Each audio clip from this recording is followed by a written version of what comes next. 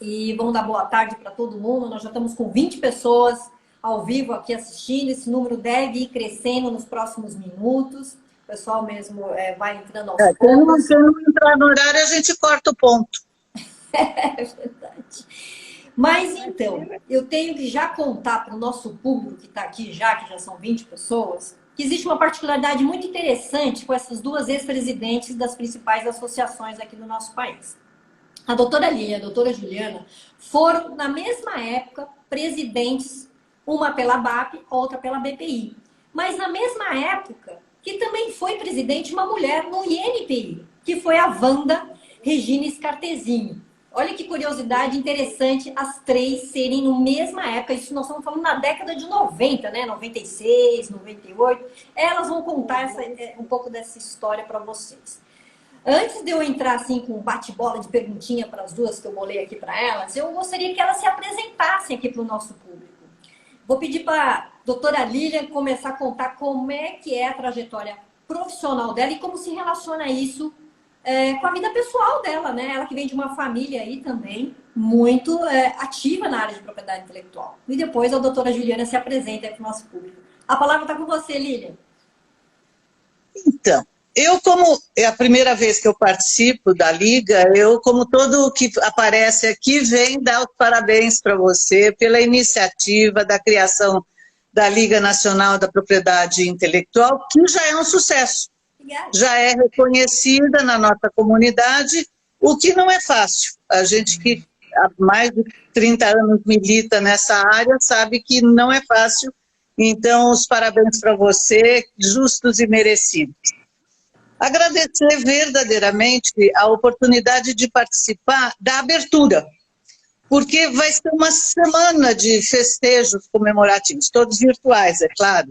Mas a semana inteira de comemorações e festejos, e discussões, e debates, e apresentações, numa escala preciosa para as mulheres. E ouso dizer que imagino que o reflexo disso na nossa comunidade vai ser muito grande. Vem passando por grandes modificações. Honra maior ainda do que participar da abertura dessa semana de comemorações do Dia Internacional da Mulher, de homenagens, tudo isso, é participar com a Juliana Viegas. Doutora Juliana Laura Bruna Viegas, que vem comigo nessa longa caminhada. A gente vem dessa caminhada desde o século passado. Lembra disso? Na verdade, é uma ilustre parceira dessa grande caminhada que teve início no século passado e nos tempo dos nossos bancos acadêmicos, não é como eles dizem hoje, que a gente vem da Sanfran. A gente vinha da velha e sempre nova Academia do Largo de São Francisco. Não é essa história de Sanfran que eles falam hoje. Hoje nós fizemos a graduação e depois pós-graduação em épocas diversas, mas as duas temos aí uma formação ligada a São Francisco, ligada à Faculdade de Direito da Universidade de São Paulo. É nosso berço de origem. Que é uma faculdade que sempre lutou muito. A gente traz o perfil da escola. É uma escola que a Juliana lembra, não era fácil.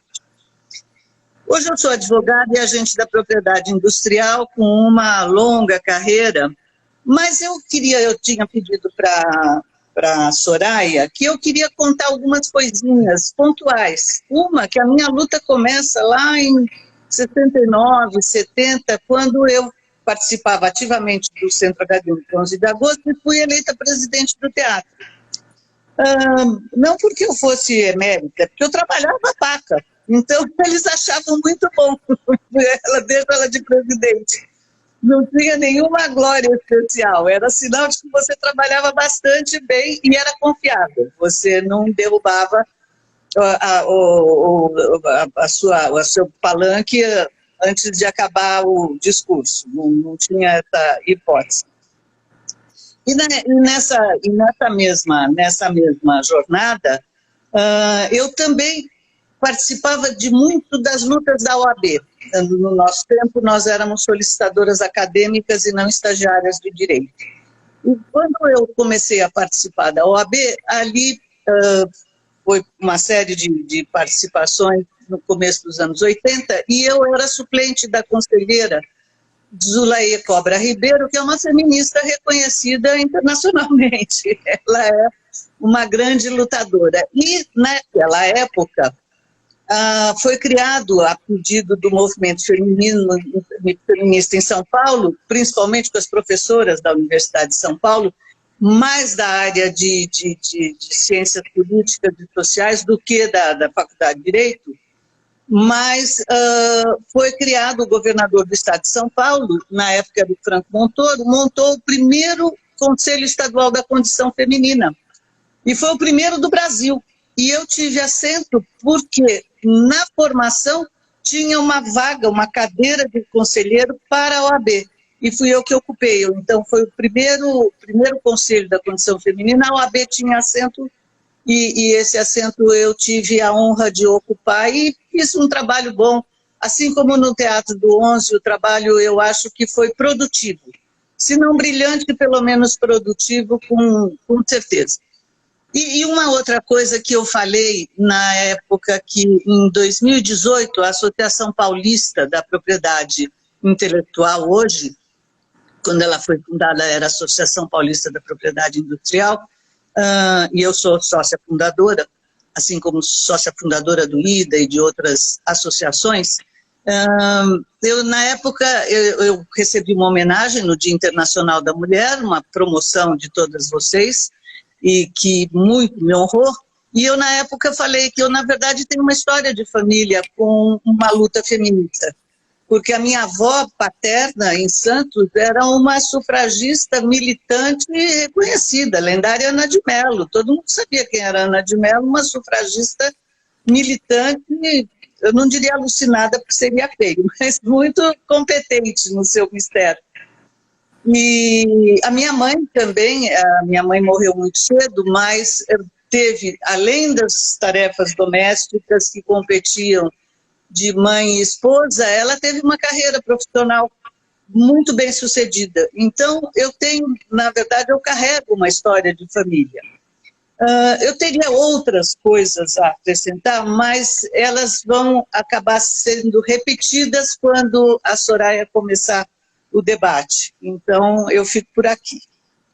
Muito legal, doutora Lília. Muito obrigada aí pelo teu início aí de apresentação do que foi a doutora Lília dentro desse cenário da propriedade intelectual, como vem, né? Vocês viram? Ela citou a década de 70, imagina, gente, olha isso. Quantas pessoas aqui que estão nos assistindo que não conheciam. É no século passado. Não é? Agora, doutora Juliana, se apresenta aí para o nosso público, que já estamos em quase 30 pessoas assistindo aqui a gente ao vivo. Inclusive, algumas colegas que vão estar também nas futuras lives que vão acontecer essa semana. Elas também já estão assistindo a gente aqui. Olha, eu me junto a Lilian, parabenizando por essa organização, que está muito interessante. Eu acho que falar sobre propriedade industrial hoje é uma coisa importantíssima, porque essa nossa área, que aliás a Lilian já mencionou, é uma área super importante, super relevante, está ficando cada vez mais relevante agora. Inclusive, eu gostaria de, mais tarde, quando a Soraya nos der essa oportunidade, de falar sobre o que vem na frente aí de propriedade industrial. Para quem está começando agora essa carreira, vai ter uma quantidade enorme de desafios super interessantes. Mas, para falar um pouco de mim, eu, assim como a Lília, me formei na... Só não consigo escutar muito bem. Se a senhora conseguir chegar um pouco mais perto do seu áudio... Vou chegar mais perto. Melhorou. Ótimo, ótimo. Ótimo. Eu, como a Lilian, eu também me formei na Faculdade de Direito do Largo São Francisco. Nos formamos quase na mesma época, um ano antes da Lilian, e também, assim como a Lilian, participei do 11 de agosto, eu fui diretora cultural do 11 de agosto também, quer dizer, temos coisas em comum aí. Me formei em 69 e logo em seguida comecei a trabalhar no escritório, onde eu trabalhei durante 40 anos, o Trent Ross Watanabe. Me aposentei já faz alguns anos, mas continuo na lida aqui da propriedade intelectual. Como é que eu comecei assim, trabalhar na propriedade intelectual? Eu comecei, na verdade, na área de propriedade intelectual por necessidade do escritório, né? O escritório, na época, não tinha essa prática de propriedade intelectual, e aí, em 1971, surgiu o Código da Propriedade Industrial, que era a Lei 572 de 71, de dezembro de 71, né? E foi aí que eu comecei. O escritório precisava de alguém que entendesse, que digerisse aquele código, que tinha acabado de ser promulgado, e coube a mim, então, começar a digerir aquele código. E, aliás, eu acho que a Línia também, nós somos autodidatas, porque naquela época não tinha propriedade industrial na Faculdade de Direito como matéria. Nós não estudamos isso na Faculdade de Direito. Mas a gente foi aprendendo autodidata e acabamos nos tornando especialistas no assunto, né? Eu fui, durante 3 mandatos, presidente da BPI, 96, 97, 98, 99, depois, mais tarde, 2008, 2009, eles me chamaram de novo para voltar à presidência da BPI. Também na ASP, eu fui fundadora da ASP, mas trabalhei bastante na ASP, acabei sendo presidente do Conselho Consultivo Fiscal da ASP, e na LES, Licensing Executive Society do Brasil, eu fui diretora de estudos, né? E, além disso, depois antes da minha aposentadoria e também depois da minha aposentadoria do escritório, eu fui professora convidada de vários cursos de propriedade intelectual de pós-graduação, né? Na PUC do Rio de Janeiro, por exemplo, eu dei aulas no mestrado Lato Sensu durante 7 anos, trabalhei durante 5 anos como professora na Faculdade de Direito da Fundação Getúlio Vargas, também dei aulas vários anos na ESA, né, naqueles cursos de propriedade industrial e lei de entretenimento, que eram organizados lá na ESA, pela Sônia, do Edu, e, enfim, dei aula em várias faculdades, inclusive recentemente no INSPER. E, enfim, essa é mais ou menos a minha carreira. Tenho vários artigos publicados, capítulos de livros, enfim. É assim que a gente vai tocando, né? E, apesar de eu estar aposentada, ainda, de certa maneira, estou ativa no assunto, tanto é que, depois da minha aposentadoria, eu acabei voltando para a faculdade, como a Linha disse, o nosso chão, né? E consegui um doutorado na área de direito da inovação, do incentivo da inovação e direito comparado. Então, eu ainda frequento o chão da faculdade, apesar de estar com esses cabelos brancos. Eu acho que vale a pena a gente continuar estudando. Quer dizer, se eu tiver que dar um incentivo a quem está começando agora nessa área, nunca pare de estudar, porque está sempre pedindo coisa nova, né?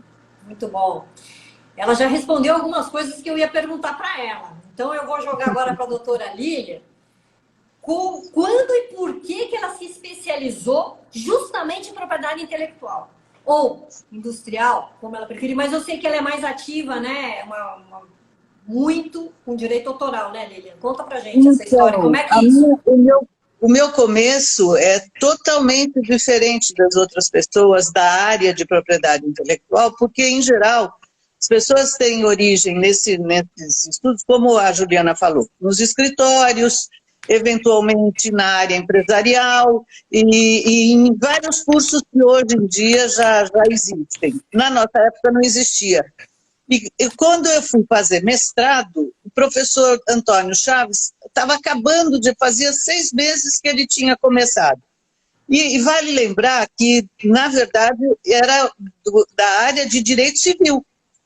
O mestrado de direitos autorais era ligado ao Departamento de Direito Civil, onde o professor Antônio Chaves era o professor. Então, eu fiz a escolha do mestrado para ele ser o orientador, não o professor Fábio de Matia e nem o professor Walter Moraes. O Walter Moraes não era nem livre docente nessa ocasião. E eu fui fazer o mestrado e ele me convidou para ser assistente. Então, eu comecei na monitoria e depois fiquei assistente dele no período do bacharelado, que era uma especialização no 5º ano.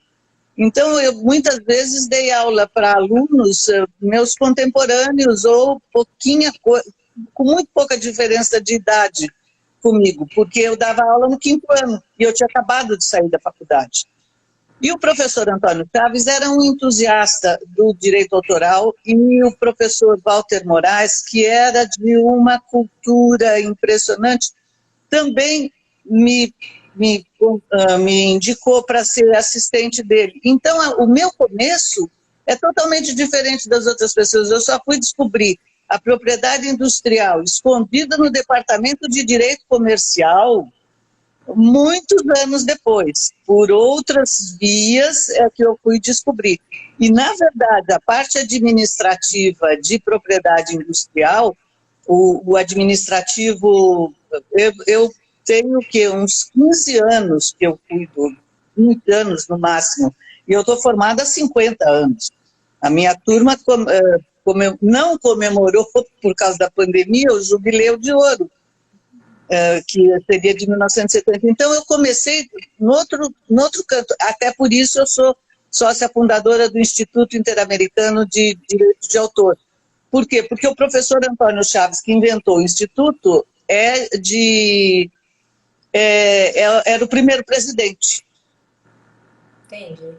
A Juliana comentou aqui com a gente que ela começou em PI por uma necessidade do escritório que ela foi sócia durante muitos anos, né? Que era o Trent, né? O Watanabe. Mas você começou, Juliana, lá antes, na área de contratos, e foi migrando, ou de transferência, foi migrada abduzida para a propriedade intelectual, digamos assim. Então, conta pra gente, Juliana, naquela época, qual eram os problemas que você enfrentava, né, relacionados a essa nova área que você teve que abrir dentro do seu escritório. Depois a Lília vai responder a mesma coisa, quais eram os problemas iniciais que ela teve na área de PI. Que são diferentes. É um negócio engraçado, porque às vezes eu brincava com os estudantes que eu recebia lá no escritório, e eu dizia para o pessoal que queria trabalhar, o pessoal, às vezes, os estudantes vinham ao escritório dizendo, eu quero trabalhar nisso, eu quero trabalhar naquilo, eu quero trabalhar em direito internacional. Aí eu brincava com ele e dizia, olha, na verdade, não é você que escolhe a área em que você vai trabalhar, é a área que te escolhe. Porque é a área que o escritório, quando a gente faz carreira no escritório como eu, é a área que o escritório precisa. Então, na verdade, eu comecei, como eu disse, porque surgiu o código, promulgado o Código da Propriedade Industrial de 71, e ele surgiu com uma porção de problemas, uma porção de novidades, que o pessoal do escritório ficou de cabelo em pé. Ele chegou para mim e disse, Juliana, destrinche isso, vai digerir esse código novo e veja como é que isso vai influir nos contratos de propriedade industrial, né? De fato, as dificuldades que eu tive no início foram dificuldades relativas às restrições que o Código de 71 inclui nos contratos de licença de marca, de patente e de transferência de tecnologia, que acabou sendo a minha área de especialização, né?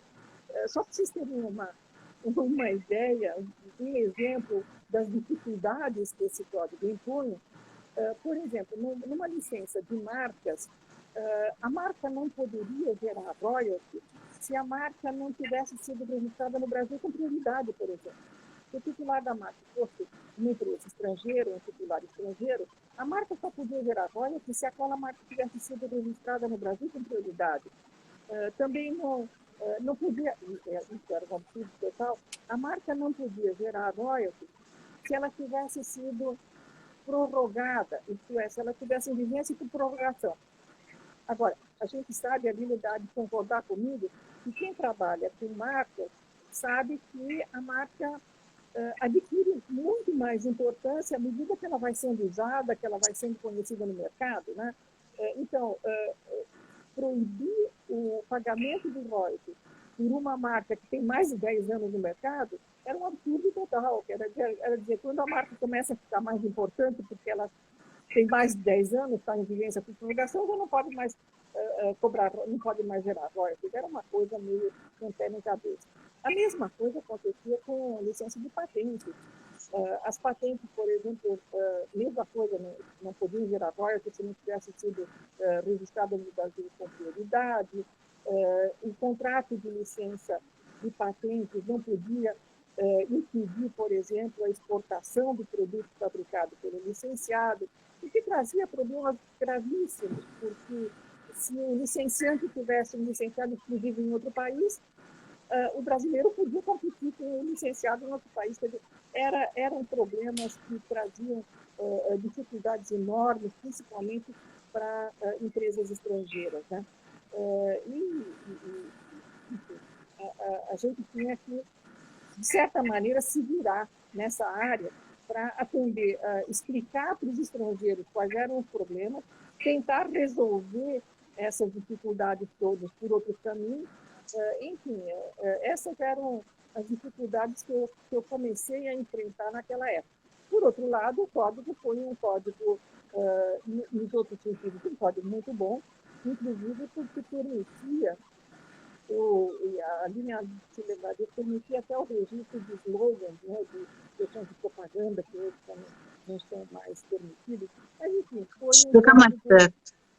um código difícil de digerir, difícil de gerenciar perante os clientes, mas nós tivemos que viver com isso e foi assim que eu comecei a trabalhar. Né? Muito bom. Lília, para você, quais foram os problemas iniciais? Então, primeiro que eu não tinha problema nenhum, porque o Departamento de Direito Comercial tinha lá o professor Bugarelli, o professor Canuto, tinha um monte de professores e eu não passava nem perto, então eu não tinha problema nenhum com a propriedade industrial. O meu problema era com os direitos autorais. Por quê? O que aconteceu? O Brasil ainda estava sob a égide do Código Civil, quer dizer, como professora, eu não tinha muito problema, porque a matéria era nova e não tinha nenhum espertinho. De vez em quando tinha lá um ou outro aluno que fazia uma bagunça ou coisa que o valha, mas do ponto de vista didático não tinha muito problema. O problema que tinha muito pesado não era como professora, era como advogada. Por quê? Porque você, como advogado militante no contencioso, você encontrava no Poder Judiciário aquela velha magistratura que nunca tinha ouvido falar em direito autoral. Por quê? Porque não existia direito autoral.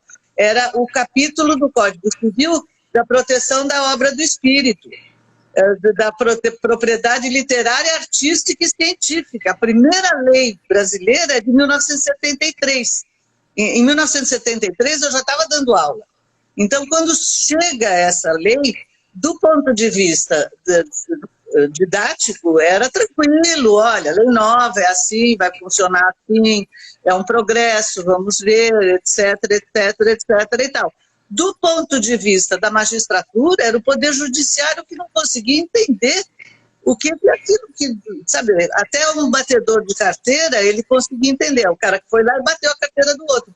Agora o outro que foi lá e roubou a música, roubou a ideia, na cabeça de um juiz da velha magistratura, que fez o concurso sob a égide do Código Civil de 1916, que era o que estava em vigor, como é que ele ia entender uma lei de 1973? Era um absurdo, era socorro, era um horror, era um horror. Bom, diante do que vocês falaram, eu tenho que perguntar, esses problemas ainda persistem? Juliana? Olha, eu fico muito feliz de dizer que não. A maior parte dessas dificuldades, que, aliás, depois do Código de 71, as dificuldades só fizeram aumentar durante algum tempo, porque em 75 o INPI soltou aquele famoso ato normativo número 15, né, que era extremamente restritivo, trazia um monte de regras, chegava ao ponto de dizer o que o contrato devia conter e o que o contrato não podia conter, Enfim, era uma coisa realmente ditatorial, era uma coisa... Bom, estávamos no meio da ditadura, né? Mas a coisa...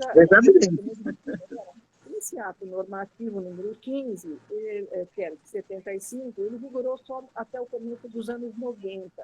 Aí ele foi revogado e, a partir daí, a coisa começou a flexibilizar. E, graças a Deus, hoje nós temos muito mais flexibilidade em fazer, em redigir os contratos de licença, de marca, de patente, de transferência de tecnologia, foram ficando cada vez mais flexíveis, mais fáceis de negociar, etc. O próprio INPI flexibilizou muito, há 2 anos atrás, aquele sistema dele de averbar, de revisar e averbar os contratos. E agora, muito recentemente, é uma novidade recente, eu fiquei muito feliz quando eu li agora, no finalzinho do ano passado, em dezembro, dia 29 de dezembro do ano passado, quando surgiu a Lei 14.286. Não consegui ouvir, doutora. A Lei 14.286 surgiu em dezembro do ano passado. Se não me engano, 29 de dezembro de 2021. É uma lei que flexibiliza muito a parte cambial de remessa de royalties para o exterior. Então, todas aquelas dificuldades que a gente tinha originalmente de remessa de royalties para o exterior, de pagamento de royalties, etc., estão sendo enormemente facilitadas agora, graças a Deus. Só que essa lei, a 14.286, só vai entrar em vigor daqui a 1 ano, quer dizer, 1 ano depois da sua publicação, quer dizer, vai entrar em vigor no final deste ano, final de 2022. Mas ela flexibiliza muito a parte cambial. Infelizmente, nós ainda não temos uma nova legislação na parte tributária. Quer dizer, ainda nós temos dificuldade na parte fiscal, na dedutibilidade fiscal de pagamentos feitos pela propriedade industrial. Então, essa parte de dedutibilidade para imposto de renda não melhorou até agora, continua sendo muito defasada, muito obsoleta. Então, essa parte fiscal não melhorou. Mas toda a parte cambial melhorou muitíssimo. E eu fico muito feliz também que o próprio INPI, que ainda tem que averbar esse tipo de contrato, já flexibilizou muito o seu trâmite, né? Então, nós estamos no caminho certo. Ainda tem muito caminho pela frente, ainda tem muita coisa para melhorar até o Brasil realmente se tornar um país liberal na área de comercialização de bens de propriedade industrial. Mas graças a Deus, a coisa já melhorou bastante. Que bom. Não posso mais mexer com isso. Nosso público está tendo uma verdadeira aula, né? Acharam que iam vir só conversa de tricô? Não, aqui tem mais, além da trajetória pessoal e profissional das nossas convidadas, elas estão trazendo conteúdo histórico aqui também da parte de leis, né? Direito autoral com a doutora Lília, transferência de tecnologia com a doutora Juliana. Nós já estamos aqui num pico aí de pessoas assistindo, mandando parabenizando as duas. E essa semana toda vai ter lives. Você que está assistindo, aproveite, porque vai ser a semana inteira com mulheres incríveis contando a sua trajetória com PI ou ligado a PI, estando em cargos ou já estiveram em cargos de relevância dentro da nossa área. Lília, para você, o seguinte, problemas ainda persistem? Os juízes ainda são difíceis de entender? Não. Aí a situação se ampliou, porque ao longo da minha trajetória, o meu universo, principalmente no contencioso, ele foi ampliado. Então, eu fui me encontrar com a propriedade industrial, com a concorrência desleal, e que também estava saindo do Departamento de Direito Comercial, porque a mudança legislativa trouxe uma mudança. A Juliana falou agora há pouco na questão de sempre continuar estudando, até porque na nossa área, se você não estudar direitinho e sempre, você é atropelado. Passa uma caterpillar e não sobra nada. Depois que a caterpillar for embora, eles pegam o resto e jogam fora, porque não serve para mais nada. Mas é uma dificuldade. Hoje em dia, primeiro que as duas matérias, tanto a propriedade industrial como o direito autoral do guarda-chuva, e que agora tem mais o programa de computador, tem mais o LGPD, tem mais a lei de inovação, tem mais não sei o quê, que virou um grande guarda-chuva. Então, a propriedade intelectual alberga uma série de matérias que exigiram do judiciário a especialização. Então, você tem as varas especializadas, você tem as varas empresariais, você tem novas técnicas de arbitragem, você tem a mediação, você tem a própria BPI, o Centro de Solução de Disputas, você tem mecanismos muito atuais, você tem mecanismos que trazem um pouco mais de segurança jurídica do que naquela ocasião que você ficava desesperado atrás do desembargador para reformar uma idiotice feita lá na primeira instância. Hoje em dia existem também no Superior Tribunal de Justiça uma área que cuida.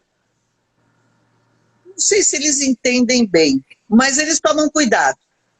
Já não é uma canetada qualquer, tem repercussão, tem imprensa, a mídia, isso tudo fez diferença na nossa área. Porque as associações contribuíram para eles melhorarem também, né, Lilian? Isso que eu ia dizer. Eu estou convidando os cursos que as associações, né? Juliana e eu participamos desde o primeiro. Nós estamos no 42º, né, da BPI. Mas também eu ia dizer que hoje em dia eu estou muito esperançosa. Eu sou uma otimista incorrigível. Faz parte. Eu sempre acho que vai dar certo. Inclusive, algumas vezes é incorrigível, assim, um pouco duro. Não precisava ser tão incorrigível assim.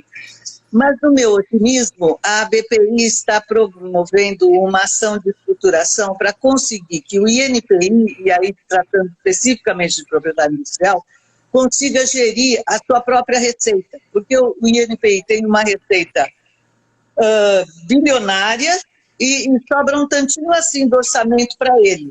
Quer dizer, sobra uma esmolinha. E eu estou confiando muito que isso começou na gestão do Luiz Edgar e agora na gestão do Gabriel vai prosseguir. E foi contratado um escritório especialista nacional, mas altamente especializado. E estamos todos confiantes. Soube que o presidente do INPI também. Está muito confiante que consiga, porque é uma autarquia federal que tem uma receita bilionária, e usa um tantinho que o orçamento dá para eles. Nós estamos em ano de eleição, né? Não sei se essas coisas vão correr rápido, devagar, porque vai ter troca aí, né? Mas agora está no mão do judiciário essa interpretação.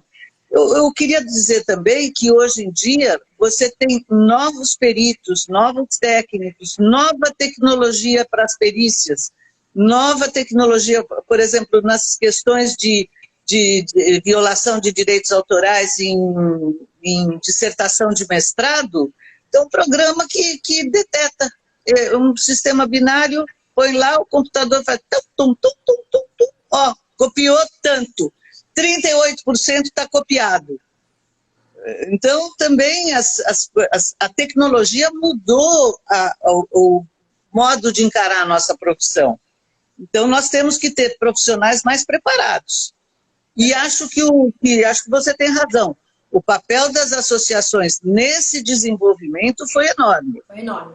E na parte dos peritos também. Quantos cursos a BAC não oferece, as outras associações idem. Mas a base começou. Agora, falando em associações, eu quero levar agora nossa conversa, o nosso tricô para as associações em si, onde vocês chegaram à presidência. Me contam aqui, Juliana, começa com você. Como foi a tua trajetória para chegar à presidência da BPI? Uma mulher.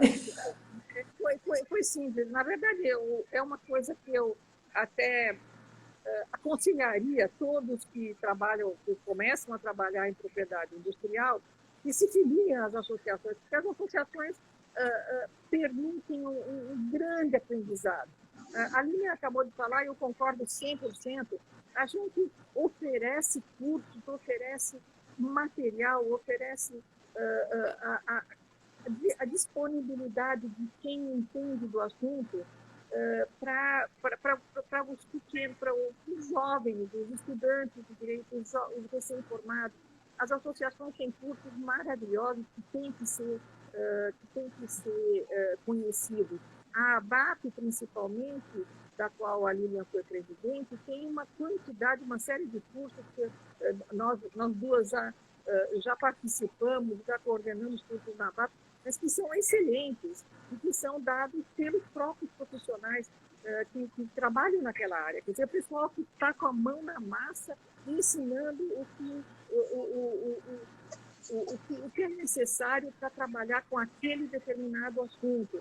Então, as associações são extremamente relevantes. Eu aconselharia todo mundo a participar das associações. Bom, com base nisso, eu comecei, quando eu era novinha lá, participando como membro e depois como coordenadora da Comissão de Estudos de Licenciamento e Transferência de Tecnologia da BPI. Eu coordenei essa comissão durante anos e anos. Enfim, tive bastante sucesso nessa comissão. A comissão organizou vários eventos, etc. E, finalmente, em 96, eu fui convidada, então, a assumir a presidência da própria BPI. Foi a primeira mulher, você? Primeira mulher a ser presidente da BPI, justamente por causa desse meu histórico de participação ativa, bem ativa, nas comissões de estudo, né? E eu quando assumi a presidência da BPI, eu não tinha muita noção do que fazia uma presidente da BPI, mas a gente vai aprendendo na prática. Eu fui reeleita uma segunda vez e depois de vários anos, uma terceira vez. Então, já na terceira vez, eu já estava um pouco mais confortável no cargo, né? Mas eu acho que se eu puder dar um conselho a quem está começando agora, principalmente aos estudantes que têm interesse na área de propriedade industrial, que entrem nas associações e participem dessas comissões de estudo. Porque, olha, veja como é interessante, participar nas comissões de estudo é gratuito para os membros das associações. Então, não precisa pagar nada, basta chegar lá, se inscrever, chegar na hora das reuniões das comissões, em que os assuntos são discutidos de uma maneira absolutamente informal, quer dizer, todo mundo em volta de Mas precisa ser associado para entrar nas comissões das associações, né? Precisa ser associado. Mas as comissões são muito informais, surgiu uma nova legislação, surgiu um novo ato normativo do INPI, a gente vai para uma reunião da comissão e todo mundo coloca lá, da maneira mais informal possível, as suas dúvidas. Como é que eu interpreto isso? O que significa isso? Então, as comissões de estudo das associações são extremamente relevantes. E é dessa maneira que a gente vai progredindo dentro da hierarquia da própria associação, né? Eu acho que a Lilian teve mais ou menos uma trajetória semelhante, né, Lilian? Lilian, conta pra gente, como é que foi para você chegar à presidência da ABAP? Você também foi a primeira mulher?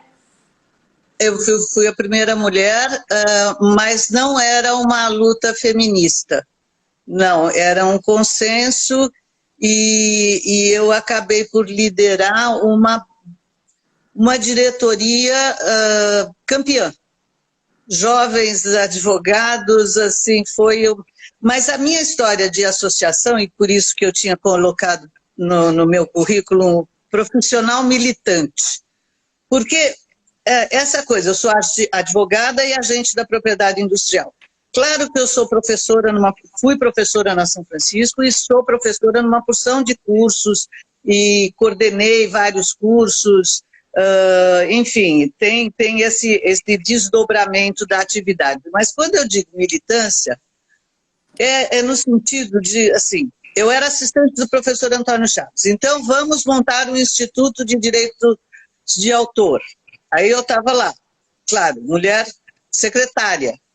Chama para secretária, porque alguém tem que secretariar.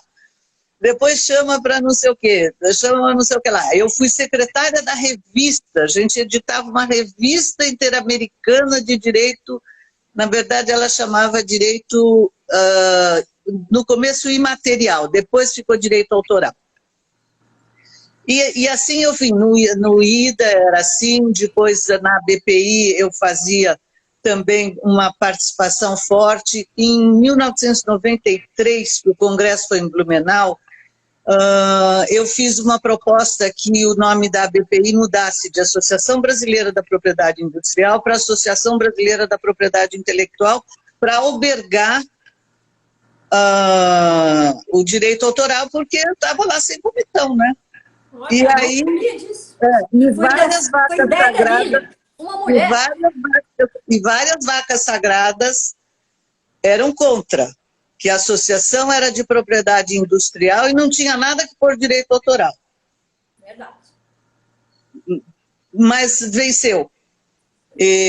O Peter Simmons foi tão rápido que quando acabou de entrar o primeiro grupo de 15 pessoas, já tinha sido aprovada a alteração do nome.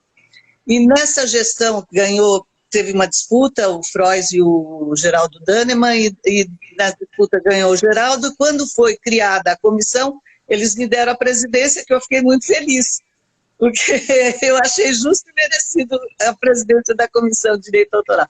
Depois eu fui, da BPI, eu fui diretora, editora, umas 2 ou 3 gestões, eu cobri a gestão do Guzmão, porque ele foi o primeiro editor da BPI, e foi nomeado presidente do INPI. Aí não dava para exercer. Então, eu tive também uma trajetória bem grande na BPI, e na Associação Paulista, que eu fui sócia fundadora, eu fui procuradora no lugar do Sebastião Silveira, quando ele se aposentou. Depois eu fui diretora cultural. A gente organizava uns bingos culturais muito divertidos, era muito bom. Vamos falar sobre isso depois no privado. Bingo cultural, gostei disso. E aí fizemos... eu fui diretora de uma opção de coisas lá na Associação Paulista, e na ABAP especificamente, eu fui também sócia fundadora do Instituto Brasileiro de Propriedade Intelectual, porque na época eu era sócia do Milton Silveira, e ele inventou isso aí, porque ele achava que era importante um instituto e não uma associação, que são diferentes. Hoje tem vários institutos, mas esse Instituto Brasileiro de Propriedade Intelectual, eu sou sócia fundadora, junto com ele e outro grupo. Mas na ABAP, especificamente, eu fui convidada para ir para o conselho. E quando eu fui convidada para ir para o conselho, eu disse, olha, tem um problema grave, eu não sou sócia. Eu não tenho como ir para o conselho, porque eu não sou sócia. Não, então fazemos o seguinte, você fica sócia, e aí, quando a gente convida você para ir para o conselho. Eu falei, tá bom. Aí eu fui do conselho, uma gestão ou 2, aí eu fui procuradora, e é um cargo cruel. Ser procurador da ABAP é o pior cargo que existe na associação. Todo dia tem que notificar alguém. Todo dia você tem que ir atrás de alguém. Meu amigo Hugo está aqui, o Leitão, ele que o diga. Todo dia tem um artista, um estelionatário novo na praça. Outro dia eu mandei para a ABAP, para a Cecília, um que disse que você quer registrar, patentear a sua marca e oferecer serviços. Recebi como consumidora. É pior, acredite. Mas aí eu fui procuradora, e como procuradora tive um desempenho que eles consideraram que, na época, nós éramos a profissão de agente da propriedade industrial. O Peter Simmons sempre diz, é a perseguida. Então, de tempos em tempos, ela está fora da lei.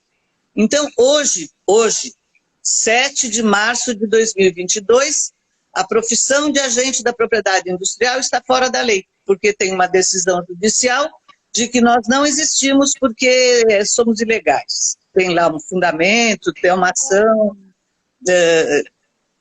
E na época, em 90 e poucos, 94, 95, que então eu fui convidada para liderar uma diretoria, uma jovem diretoria muito lutadora. A luta maior era essa, o reconhecimento da profissão do agente. E a nossa diretoria conseguiu. Em 1998, o ministro Dornelles diz, opa, são legais, está aqui, e passou a existir de novo a profissão. Então, foi uma diretoria muito bem sucedida. Eu tenho a impressão que o consenso do meu nome para a presidência foi um pouco essa luta, esse perfil de luta. E nós realmente conseguimos. O ministro sofreu pressão de toda forma e acabou cedendo.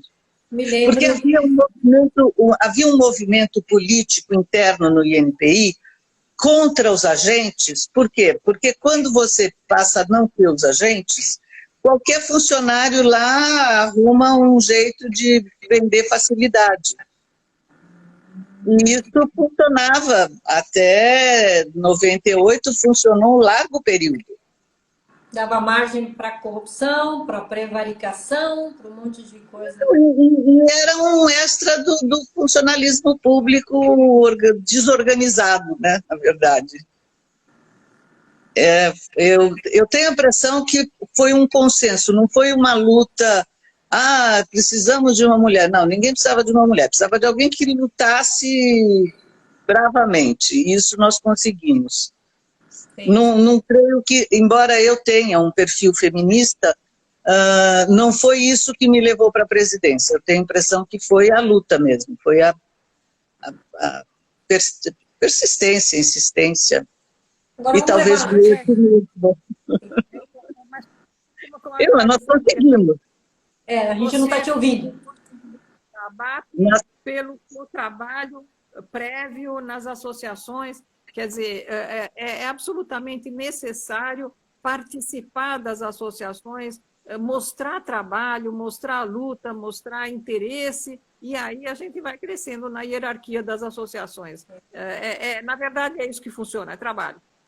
Eu ia chegar nesse ponto, mas vocês já até responderam. Mas vamos levar, já que o nosso tema essa semana é em homenagem ao Dia Internacional da Mulher, o nosso motim aqui. E na carreira de vocês que uma é dona de escritório, a outra fez carreira no escritório numa banca grande, vocês deram oportunidades para outras mulheres? Juliana, você teve mulheres na sua equipe? Você ajudou mulheres a subirem na sociedade? Conta aí pra gente. Faz agora uma meia-culpa, se for o caso. Não, olha, com certeza absoluta, a maioria das pessoas... Bom, quando eu comecei a prática de propriedade intelectual, o grupo de prática de propriedade intelectual no escritório, eu era a única, quer dizer, era o grupo do eu sozinho. Mas, aos poucos, eu fui convidando outras pessoas, chamando outras pessoas, e a maior parte das pessoas que hoje compõem o grupo de propriedade intelectual dentro do escritório é de mulheres. Na verdade, são 40 pessoas agora que trabalham nessa área no escritório, e das 40 pessoas, 80% são mulheres. Eu acho que trabalhar com mulheres é muito bom, porque existe uma certa dedicação que a gente tem. Eu me dou muito bem com trabalhar com mulheres, eu acho que as mulheres se dedicam muito, eu acho que não tem discriminação nenhuma. Aliás, como dizia a Lilian agora há pouco, não é porque a gente é mulher, tem que ser mulher, tem que ser mulher na presidência, não é isso.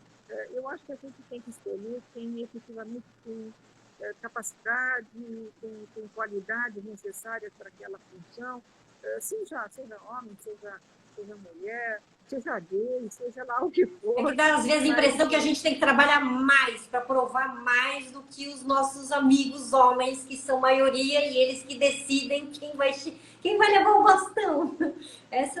Olha, eu acho que você tem razão. Uma mulher, quando quer seguir carreira, ela efetivamente se dedica. Ela trabalha mais, ela trabalha firme, ela trabalha forte. E hoje, como eu estou como eu estou aposentada do escritório, eu fui substituída por uma advogada mulher, a Flávia Rebelo, que é maravilhosa.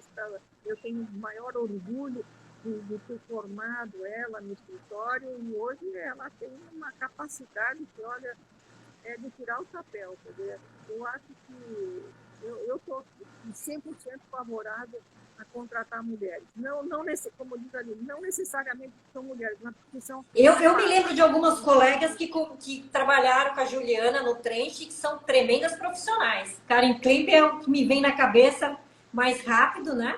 Doutora, acabou de ser mamãe, agora está usufruindo, né, do direito de ser mãe, depois de estudar muito, né? Ser uma excelente profissional, me lembrei agora dela. Começou como estudante, como estagiária, e foi crescendo. Agora é professora. A Regina, me lembro também. Várias, né? Foi um celeiro ali com a Juliana.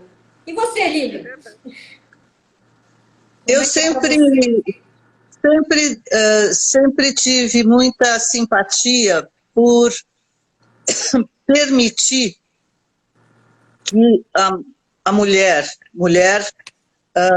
capaz tivesse oportunidade como os homens capazes têm oportunidade. E muitas vezes você tem razão, no cotejo, como existem muitas vezes limitações, isso você precisa de uma chefia que veja isso, que privilegie isso e que examine isso com cuidado.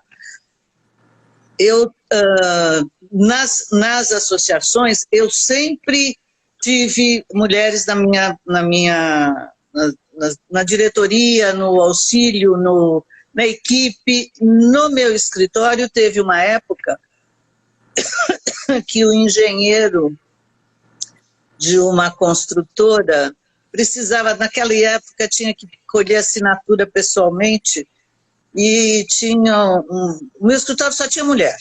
Aí ele chamou a moça lá, que foi a estagiária, que foi levar a procuração, e aí ele perguntou se não tinha uma vaga para alguma coisa, porque tinha tanta mulher competente e bonita no meu escritório que ele estava se candidatando. Não, que é o meu escritório que tem essa fama. Que só tem mulher bonita na Davi do Nascimento. Mas é engraçado. Eu acho que tem que ser mantida a preocupação de uma oportunidade que eventualmente compense essa situação. Eu vou participar agora, dia 10, de um evento internacional que é a ZIP, INTA, a BPI, a BAP e ASP. Nós somos 5 palestrantes e dispostas ao debate. Mas, na verdade, eu não vou falar por mim, eu vou falar, o Álvaro me convocou devidamente para escapar, porque você vai ter que apresentar o programa da Associação para a Equidade de Gênero. Porque como a BPI já tem o comitê, e a BAP tem uma situação problemática, a BAP nunca teve nenhum comitê feminino. Porque como nós somos uma associação, nós, a BAP, somos uma associação de trabalhadores, as mulheres sempre tiveram um espaço. E mulher trabalha mesmo, então a associação é de 48, portanto, depois da Segunda Guerra Mundial, quando o Brasil entra na industrialização, quer dizer, um pouco antes da década de 50, e durante a década de 50 vem o Juscelino e vem abrindo a industrialização. Então você tem as mulheres, eu me lembro que no livro lá quando a BAP fez 50 anos, nós fizemos um livro de propriedade, da história da propriedade industrial no Brasil e da associação, não só da história, mas também da associação. Então fala do governo do Juscelino, do governo tal, do governo tal. No dia que foi inaugurada a sede da ABAP, a primeira pessoa do lado do presidente é a dona Olga Werneck. E ela não estava ali porque era mãe do Oscar José, porque ela trabalhava, ela era agente da propriedade industrial. Inclusive ela foi homenageada muito antes do filho dela ser importante na nossa profissão. Então tem uma dinâmica que nunca teve uma comissão E eu não fui a primeira, quer dizer, eu fui a primeira presidente mulher, mas sempre teve mulher nas diretorias, eu fui procuradora, teve secretária. Na minha gestão, acho que a Antonella Carminati era procuradora adjunta, junto com o Jacques Labruni, na diretoria. E a Sâmia, de Belo Horizonte, era do conselho. Então, a gente sempre teve uma participação feminina. E o número de profissionais, por exemplo, nos cursos da ABAP, os cursos que a ABAP oferece, eu não sei se é 40% ou 50% dos professores são mulheres.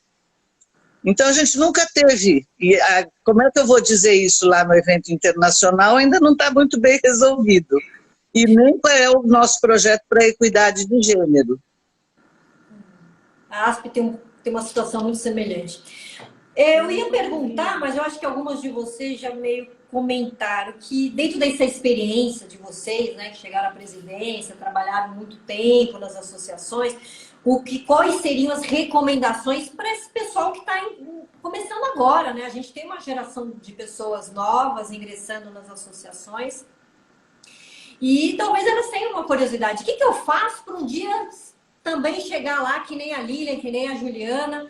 A Juliana já comentou do caminho de entrar... Soraya, eu não estou ouvindo, perdi completamente o som, eu perdi o som. Então vou repetir. Juliana, eu estou retomando aquele ponto de quais seriam as sugestões de vocês, com a experiência de vocês que chegaram à presidência, sinal que vocês trabalharam muito tempo dentro das associações, conhecem muito essa dinâmica. E o que vocês dariam de recomendação para essas pessoas jovens que estão começando hoje? Você comentou um tempo atrás aí no nosso bate-papo, teve gente que entrou depois, não sabe? A Juliana comentou, olha, as comissões de estudo é o caminho bacana para ingressar nas associações, para trabalhar bastante, né? Tem toda a parte técnica, de estudos, das leis, enfim. Também comentou que ninguém chega, né, no topo da hierarquia sem trabalho, né? Tem que se dedicar. Então, eu queria ouvir um pouquinho de vocês, se vocês querem acrescentar mais alguma coisa para esse pessoal novo que está chegando. Você não está ouvindo ainda, Juliana? Ué, que estranho. Você está me ouvindo, Lilian? Eu. Então alguma coisa aí no seu áudio, Juliana. Talvez aumentar o teu áudio. Porque se a Lilian me escuta, você deveria me escutar. Então, talvez seja um problema local. Enquanto ela conserta aí, eu vou respondendo, que é o seguinte. Me responde, Lili, o que você daria de sugestão? O Tomás Francisco Leonardo, pai do Gabriel, dizia uma coisa muito engraçada. Ele disse, mas é o projeto, estão trabalhando no projeto, e como ele era engenheiro, sempre ele tinha esse mote. Estão trabalhando no projeto, é o projeto. Não sei o que pode estar acontecendo aqui. Você está me ouvindo? Sim. Tenta entrar e sair de novo na live. Não, mas eu estou ouvindo. A Juliana eu ouvi agora. Eu também. Juliana? Se ela sair e ela entrar de novo, talvez o áudio dela melhore, não sei. Tem até uma colega aqui dando essa sugestão. Bom, agora eu ouvi. Eu não sei o que eu devo fazer aqui para... Não, agora eu estou ouvindo você. Mas será que ela está ouvindo a gente? Só para saber, você está me ouvindo direito? Estamos. Bom, tudo bem. Mas você está ouvindo a gente? Okay. Não, ela não ouve. Não? Você ouve a gente? Bom, então era melhor sair e entrar, né? Mas eu não sei se ela está escutando a gente. Se você puder me mandar por escrito a sua próxima pergunta, eu agradeço. Aí eu respondo. Então, Lília, termina de fazer seu raciocínio. Pelo que eu entendi na carreira da Juliana e na minha, com certeza absoluta, o projeto não era chegar à presidência. Foram organizações políticas que foram se organizando, então,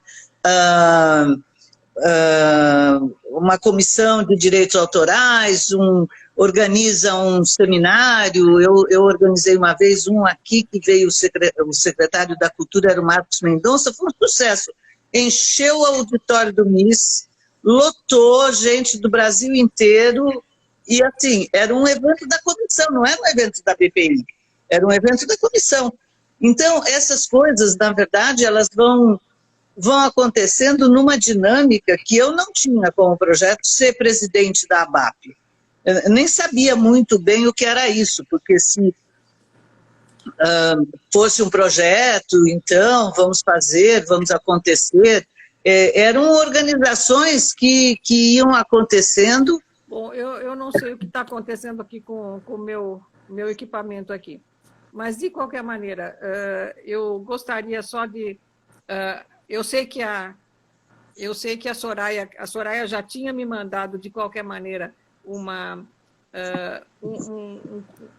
pergunta que eu deveria... que eu deveria incluir no final da nossa live aqui. Então, eu gostaria só de terminar minha apresentação aqui só comentando o seguinte, que as pessoas que começam agora a trabalhar na área de propriedade intelectual vão ter uma quantidade enorme de desafios pela frente, porque a área de propriedade intelectual está surgindo, está criando novos campos a todos os dias, por causa das novas tecnologias que estão surgindo. Então, quem está começando agora em propriedade intelectual vai ter coisas interessantíssimas para estudar, vai ter que trabalhar muito para entender como funcionam determinadas novas tecnologias e que vão impactar profundamente na área de propriedade intelectual. Então, só para mencionar algumas que eu gostaria de mencionar agora, por exemplo, quais são os direitos de propriedade intelectual no metaverso? Coisa que está surgindo agora é que a gente não sabe nem direito como é que vai ficar. Direitos autorais, marcas, patentes, proteção de dados pessoais no metaverso, nada disso está regulamentado. E eu acho que a gente vai ter que começar a estudar esses assuntos, vai ter que começar a entender como é que funciona isso. Como punir eventuais crimes que aconteçam no ambiente do metaverso. Isso é uma coisa muito interessante. Será que vai ser necessária ter uma legislação específica para punir eventuais crimes no metaverso, como apropriação indébita de marcas, patentes, etc.? Essas questões do metaverso, as pessoas acham que talvez sejam questões um pouco... assim, um pouco exageradas ainda, mas as coisas estão ficando reais, ficando sérias. Eu acabei de ler no jornal recentemente que o Carrefour comprou um terreno no metaverso. Para mim, coisa de louco, né? O McDonald's já depositou um pedido de patente para ativos virtuais no metaverso. O restaurante que vai oferecer comida virtual no metaverso. Para mim, isso é um negócio meio difícil de entender, mas é uma coisa que vai ter que ser estudada, né?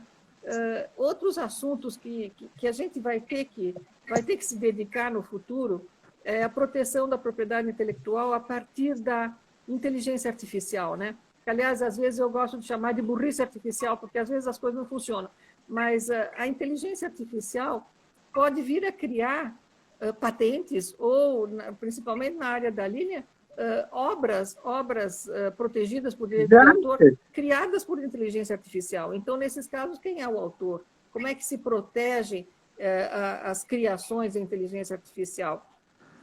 Agora, nesse momento que nós estamos passando por ainda estamos no meio de uma pandemia, quais são as consequências de propriedade intelectual dentro da pandemia? Quer dizer, como é que se protegem eventuais vacinas e inovações criadas, os medicamentos criados para efeitos de pandemia? Quer dizer, existe patente para isso? Vai existir patente para isso? Vai ser necessária alteração da LPI para criar condições de licenças compulsórias para esse tipo de medicamento? Enfim, é mais um assunto a criar.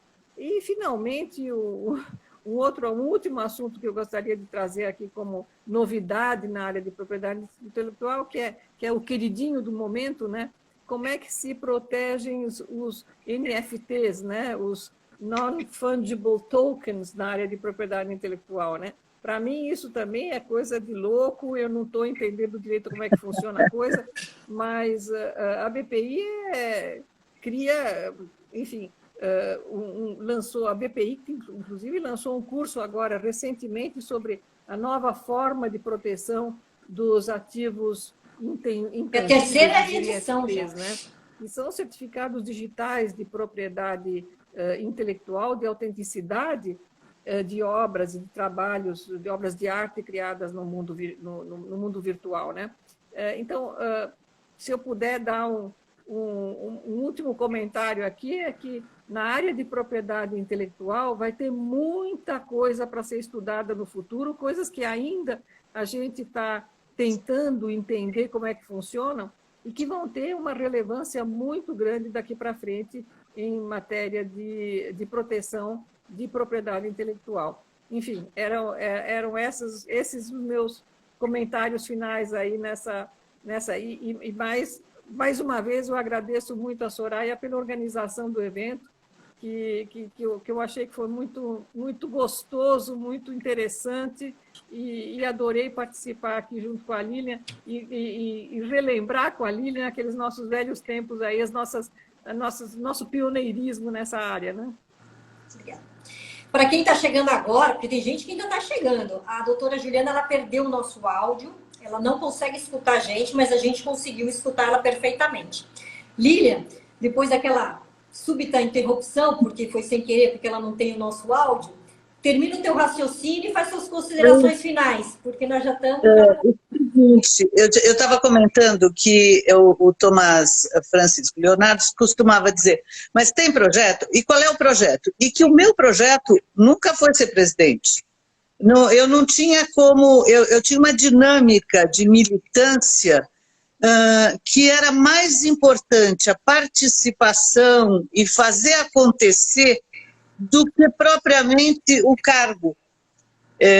Eu não queria tomar conta das atas, eu não queria tomar conta do dinheiro, eu queria a militância da organização do evento, eventualmente da coordenação do curso, do seminário, de reunir pessoas de vanguarda para as discussões de direitos autorais e eu ouso dizer que fui muito bem sucedida. Mas uma outra coisa que faltou a gente comentar é que eu acho a participação na OAB muito importante. Eu tenho registro no Rio e tenho registro em São Paulo. E acho muito importante a participação na OAB. Tanto na militância mesmo, de ser conselheiro, da política de ordem, como nas comissões. Eu participo, eles criaram uma comissão de estudos de direito imaterial, lá acho que em 2005 era a gestão do Durso, acho que a Eliane Abrão era presidente da comissão. Eu fui convidada e participei. Inclusive participei com um capítulo de livro que a comissão fez na ocasião, participei de palestra, de seminários organizados pela comissão, e venho participando, independente se eu fui da oposição ou da situação, meio prata da casa ou móveis de utensílios. Eu sempre estou convidada e sempre colaboro. Também tem isso. Mesmo que seja o inimigo que ganhou a eleição, eu colaboro. Eu não pego a coordenação, também não vou me esfolar para prestigiar a gestão do inimigo que ganhou. Mas colaborar com a comissão, eu sempre puderam contar comigo. A última agora, eu agora sou membro sênior. Não sou mais membro executivo, eu sou membro sênior, eu sou consultora dessa última, e parece que agora ela vai ser reconduzida, a Nancy Kaigawa, que presidiu na última gestão, no último triênio, 19, 20, 21, foi a Nancy, eu era da comissão. E agora ela vai ser presidente da comissão. Agora a Juliana mudou de cor. Olha, agora ela botou os Ela deve estar coraçõezinhos dela. mexendo no filtro. Ela deve estar mexendo no filtro. Ela está Não tentando é se isso? achar. Ela não está escutando a gente. Bom, enfim, eu acho que é importante que também para os jovens que estão com essa possibilidade de participação, essa participação na OAB. Na OAB, para nós, se você é engenheiro, vai lá no CREA, se é arquiteto, vai no CAU, enfim, no seu organismo profissional correspondente. Mas a OAB, ela é muito eficaz nas suas políticas. Então, isso é bom. Muito bom. E Lília, para você, tem alguma questão polêmica de PI atualmente que você gostaria de ressaltar? Essa é a anulação da cultura, né? A anulação da cultura foi um terror. Nós mantemos 2 grupos de WhatsApp. Um da antiga comissão que o Juca Novaes participava, era presidente, que chama Comitê Tarará, Tarará, que tem mais ou menos a mesma composição do grupo do WhatsApp da comissão que encerrou agora em dezembro de 2021. E é um terror, porque cada dia aparece uma novidade mais aterrorizante, cancelando a cultura, cancelando esse Mário Frias, que gastou uma fortuna para ir lá encontrar o jogador de jiu-jitsu, e eles não pagam os prêmios, não pagam o prêmio do Chico Buarque, não pagam os prêmios da Ancine. Muita gente ganhou prêmio há 2, 3 anos atrás, acho que é 500 mil reais, uma coisa assim, prêmio de trabalho e tal. Então, é para o trabalho, você, por exemplo, você ganhou para o roteiro e agora você ganha esse prêmio de 500 mil para fazer o filme. Eles não entregam, não pagam. Fora os fogaréus da Cinemateca, fogaréus do museu, fogaréus... Isso eu acho terror. Muito bom. Muito obrigada. Chamado show de horror. Vocês E olha, muito honrada de participar da abertura dessa semana. Já está convidada para novos eventos. Vamos depois combinar. Foi uma delícia esse bate-papo. Várias colegas que vão estar participando essa semana toda estão dando parabéns, estão também gostando muito. A gente está deixando aqui mais uma live, que é um legado. A Liga aqui está passando conhecimento, passando trajetória de pessoas que estão na área muito antes de vários de nós começar. Eu sempre digo, né, na minha comissão da OAB, lá do Guarujá, muita gente trabalha sozinha. Essas pessoas não conhecem a história da Lília, não conhecem a história da Juliana e não conhecem tantas histórias que vão ser contadas durante essa semana toda. Eu acho muito importante a gente deixar esse legado registrado, vai ficar salvo no IGTV do Instagram da Liga e também vai ser editada essa live para o canal do YouTube da Liga, porque eu acho que a gente vai abrir isso para mais pessoas terem mais oportunidade de conhecer a história de vocês. Agradeço muito essa audiência que ficou aqui com a gente esse tempo todo, as colegas que vieram, os amigos que vieram, os colegas de comissões. Obrigada. Eu quero fechar essa nossa live com uma frase que eu escutei aqui, que foi dita aqui por uma colega nossa, que também é presidente de Comissão de Propriedade Intelectual da OAB de Santos, a Débora, que também é professora do curso da ESA, da ESA Guarujá, da qual eu sou a coordenadora acadêmica. Ela disse uma coisa muito bacana e é com essa frase que eu quero fechar. Que valioso poder ouvir grandes mulheres de PI em que podemos nos espelhar. É bem isso. A gente tem que se espelhar na história da Lília e na história da Juliana. Obrigada para vocês, um beijo grande e até a próxima oportunidade.